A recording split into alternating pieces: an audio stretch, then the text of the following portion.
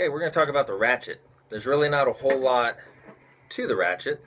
This is what it looks like. We're going to call these teeth. And what these teeth do is as you crank the handle, these teeth grind against, I'm going to call these tongues. If you've ever played a tongue drum, they look kind of like the tongues on a tongue drum. So what those teeth do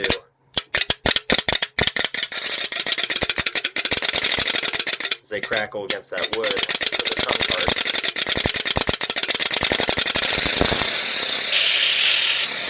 And you can get different sounds by the speed that you go.